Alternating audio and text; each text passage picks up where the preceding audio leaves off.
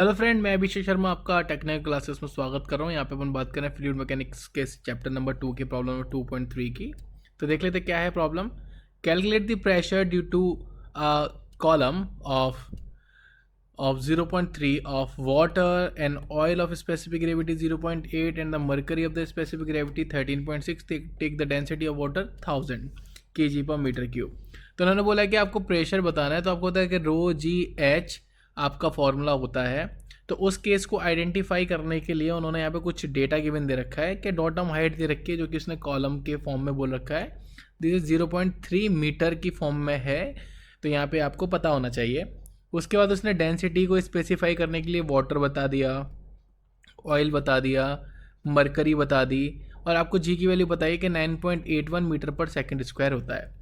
तो सबसे पहले अपन कैलकुलेट करेंगे वाटर के लिए, फिर करेंगे ऑयल के लिए जिसकी स्पेसिफिक ग्रेविटी 0.8 है, फिर कैलकुलेट करेंगे अपन मरकरी के लिए। तो सबसे पहले अपन वाटर के लिए आ जाते हैं। तो सबको पता है कि वाटर के लिए जब भी अपन बात करेंगे तो वाटर की जो डेंसिटी होगी वो होगी 1000 kg पर मीटर क्यूब। कितना होगा? 1000 kg पर मीटर क्यूब। तो इस केस के लिए मुझे पता है कि डॉटम हाइट उसने 0.3 दे रखी है, जी की वैल्यू 9.8, मैंने सबका मल्टीप्लाई कर दिया। तो उस केस के लिए मेरी पी की वैल्यू निकल के आ गई यहाँ पे 2943 न्यूटन पर मीटर स्क्वायर।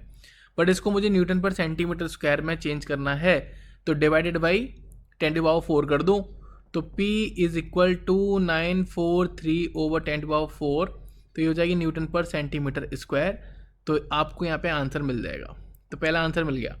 अब मैं बात करूँगा फॉर ऑयल के लिए, क्योंकि ऑयल के लिए उसने स्पेसिफिक ग्रेविटी 0.8 दे रखी है, तो इसकी डेंसिटी कितनी हो जाएगी? 0.8 मल्टीप्लाई 1000 यानी कि डेंसिटी ऑफ वाटर, तो 800 kg पर मीटर की यहाँ पे मेरी डेंसिटी हो जाएगी किसकी? ऑयल की, जो रखी हुई है। अब इस केस के लिए मुझे यहाँ पे प्रेशर निकालना है। तो प्रेशर की वैल्यू आपको पता है कि रो जी एच, तो रो की वैल्यू 800, जी की वैल्यू 9.81 और डॉटम हाइट इसने 0.3 दे रखी है। तो जब मैंने इसको मल्टीप्लाई किया तो मेरे पास वैल्यू निकल के आ गई यहाँ पे आपकी 2354.4 न्यूटन पर मीटर स्क्वायर। सेंटीमीटर स्क्वायर में चेंज करना है पर में, तो 10⁴ का डिवाइड दे दिया, तो आंसर निकल के आ गया 0.2354 न्यूटन पर सेंटीमीटर स्क्वायर। अब लास्ट केस बचता है आपका मरकरी के लिए। तो उस केस के लिए इसने स्पेसिफिक ग्रेविटी दे रखी है 13.6, तो डेंसिटी हो जाएगी मरकरी के लिए 13.6 मल्टीप्लाई 1000, क्योंकि वाटर की डेंसिटी है, तो 13.6 इंटू 10⁻3। तो यहाँ आप देखेंगे इसने यहाँ पे डेंसिटी ऑफ मरकरी लिख रखी है 13600 kg पर मीटर क्यूब। तो प्रेशर निकालना है वही सेम, रो जी एच या रो जी जेड डॉटम हाइट।